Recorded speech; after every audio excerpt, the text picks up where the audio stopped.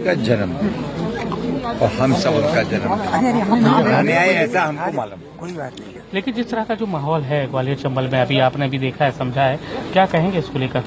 देखिए, माहौल तो ऐसा कुछ नहीं है। कुछ लोग माहौल बिगाड़ते हैं देश में, तो उनके बारे में अपन क्या कहें। हैदराबाद से एक बोलता है सनातन धर्म के बारे में कुछ भी, तो क्या कहते हैं?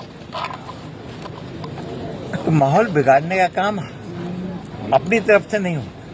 सनातनी और खासतौर से ब्राह्मण सारे समाज को साथ लेकर चलने वाले व्यक्ति का, जो ब्राह्मण है वो समाज की सभी अंगों को साथ लेकर चलता है, उसका किसी समाज से कोई भेद नहीं। लेकिन डॉक्टर गोविंद सिंह ने अभी बयान दिया, उन्होंने कहा है कि ये जो लाइन है अनिल मिश्रा जी की, वो बीजेपी आरएसएस की है, उसको वो लेकर आगे बढ़ रहे हैं। वो देखिए, व्यक्ति के कहने या बोलने या आदरणीय गोविंद सिंह जी मेरे परम मित्र हैं, वो जो कह रहे हैं, अगर आरएसएस की लाइन है तो महू का अंबेडकर जी का स्थान आदरणीय दिग्विजय सिंह जी उसमें पूरा करा देते जब 10 साल सरकार में रहे। क्यों नहीं कराया? भारत का संविधान लेकर के अगर राहुल गांधी घूम रहे हैं तो अंबेडकर जी के लिए उस समय उनको वो उपाधि देते थे। ये सारी बातें हैं। उन्होंने जो कहा है ये उनका संवैधानिक मौलिक अधिकार है। उनके मन में जो विचार आया उन्होंने वो विचार कहा होगा, लेकिन मुझे उससे कोई वो नहीं है।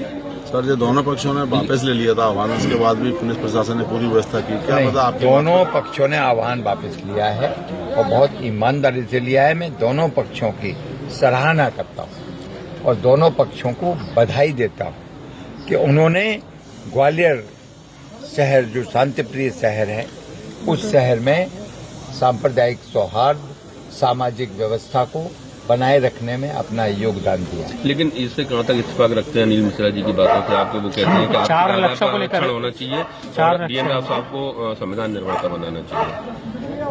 मेरा कहना है कि आर्थिक आधार पर आरक्षण की मांग आज से उठ रही है।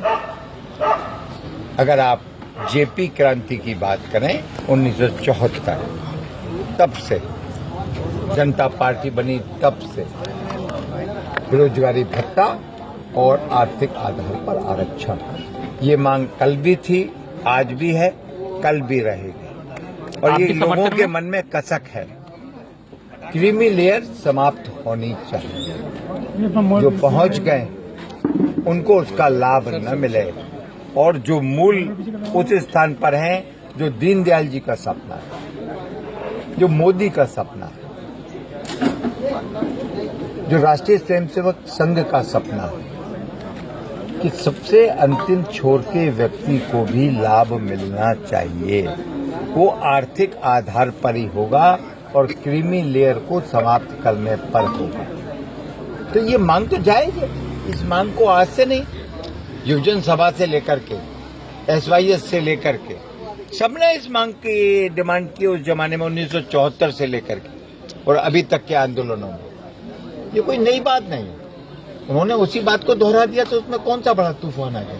तो संविधान निर्माता के रूप में बीएन राव, संविधान निर्माता के रूप में लोगों की अलग अलग राय है। आपकी क्या राय? मेरी राय कुछ और हो सकती है, किसी की राय कुछ और हो सकती है। ये कहना कि किसी एक ने संविधान का निर्माण किया है, ये तो संभव ही नहीं है। पूरी कमेटी फिर क्यों बनाई गई थी? उस कमेटी का क्या औचित्य था? उसमें विचार क्यों लाए गए थे? तो ये किसने बनाया, क्या बनाया? तो मेरा इसमें सिर्फ इतना ही है कि सब लोगों ने मिल करके भारत के संविधान को बनाया और हमें उस संविधान को अक्षुण्ण रखना है।